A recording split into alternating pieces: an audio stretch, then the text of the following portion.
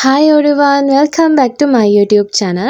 ඉතින් අද මම ඔයාලට කියලා දෙන්නේ විනාඩි 2කින් A level short note හදන කෙටි ක්‍රමයක්. ඉතින් මම මේකේ ගොඩාක් විස්තර කතා කරන්නේ නැහැ. ඔයාලා කෙටියෙන් ඉක්මනින් බලන්න තමයි මේ වීඩියෝ එක මම හැදුවේ. ඉතින් විනාඩි 2කින් අපි A level short note එකක් හදනවා. ඉතින් මේ පාඩම් මතක තියාගන්න අමාරුයි නම් දිග notes බලලා ඔයා ස්ට්‍රෙස් වෙනවා නම් මම අද කියලා දෙන මෙතඩ් එක ඔයාලට ගොඩාක් යූස්ෆුල් වෙයි. මොකද මමත් A level කාලේ සහ දැනටත් ගොඩක් යූස් කරන මෙතඩ් එකක් මේක. මුලින්ම අපි බලමු අවශ්‍ය දේවල් මොනවාද කියලා. ඔයා ගාව තියෙන කට් ෂීට් කොලයක්. එහෙම නැත්නම් A4 ෂීට් කොලයක් ගන්න. ඊළඟට ඔයා ගාව තියෙන හැම කලර් පෙන් එකක්ම එතකොට highlight එකක්ම මෙතනට ඇඩ් කරගන්න ඕනේ. මොකද වර්ණවත්භාවයෙන් යුතු වෙන්න ඕනේ අපේ short note එක. ඊළඟට ඔයා ගාව තියෙන අදාළ note එකට ඔයා හිතන්නකෝ ආර්ථික විද්‍යාව කරන ළමයෙක් නම් ඉල්ලුම කියන පාඩම demand එකට අපි short note එකක් හදනවා කියලා. මම මේ පොදු උදාහරණයක් ගන්නේ. එතකොට ඔයා ගන්න ඉල්ලුමට අදාළ ක්ලාස් නෝට්බුක් එක. එතකොට ඔයා ගාව තියෙන වෙනත් සටහන් ඔයා ඇඩ් කරගන්න මෙතෙන්න. ඊළඟට ඔයා කරන්න ඕනේ පාඩමේ ටයිටල් එක ලොකුවට ලියන්න ඕනේ. එක්සැම්පල් එකක් විදිහට ඩිමාන්ඩ් එක.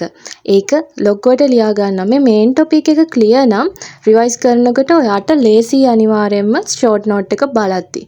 ඊළඟ ස්ටෙප් එකේදී කීවර්ඩ්ස් විතරක් ගන්න. ඒ කියන්නේ දිග සෙන්ටෙන්සස් ගන්න එපා. important words විතරයි මෙතනදී යූස් කරන්න ඕනේ. ඔයාට පුළුවන් මේක සිම්බල් පොයින්ට් දාලා තවත් මේ ඒ කියන්නේ ඔයාගේ ඇහැ ගන්න විදිහට හදාගන්න. ඊට පස්සේ මේ ඔයා හොඳට මතක තියාගන්න remember short note එකක් කියන්න මේක ගොඩාක් short වෙන්න ඕනේ. ඊළඟ ස්ටෙප් එකේදී colors and box use කරන්න ඕනේ. ඒ කියන්නේ box විදියට ගහලා ඒ වතුරට අදාළ short දේවල් අදාළ ඒවා දාලා අන්න එහෙම තමයි හදන්නේ.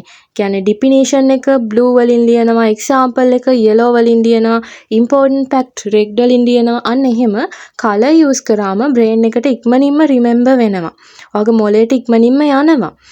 ඊළඟ ස්ටෙප් එකේදී මම කියන්නේ mind map එක follow කරන්න කියලා. මම මගේ පළවෙනි series එකේදීත් මේ mind map එක ගැන සඳහන් කරා. mind map එක කියන්නේ මොකක්ද කියලා කෙටියට මම එතනිනුත් සඳහන් කරා. මේක පොඩි වීඩියෝ එකක් නිසා මම එතනදී සඳහන් කරන්නේ නැහැ. mind map එක සාමාන්‍යයෙන් small diagram එතකොට tables දාලා easy structure maintain කරන්න තමයි මේ note එක අර note එක flow එකක් වගේ තිබ්බොත් revise කරන්න ඔයාටත් ලේසියිනේ. අන්න ඒ විදිහට තමයි මෙන්න මේ mind map එක හදාගන්නේ. අදාළ පාඩමට අදාළව mind map එකක් හදාගත්තාම ඔයාට ගොඩාක් මේ මතක හිටිනවා මේ ක්‍රමය. ඊළඟට අපි බලන්න ඕනේ දැන් මොකක්ද අපේ final results එක. හැමදේම ඇඩ් කරලා අර දිග notes, boring page නැතුව colourful, smart, easy short note එකක් තමයි දැන් create වෙන්නේ. දැන් exam එකට revise කරන එක ඔයාට super easy වෙනවා මෙන්න මේකෙන්. ඉතින් මම මේ වීඩියෝ එක ගොඩාක් ඉක්මනින් කරා. ඒ වගේම ඔයාලත් අදම මේ මෙතඩ් එක try කරන්න. මොකද ගොඩාක් smart ඉගෙන ගන්න දක්ෂ කෙනෙක්ට ගොඩාක් වැදගත් වෙන මෙතඩ් එකක් මේක. ඉතින් ගිහින් එන්නම්.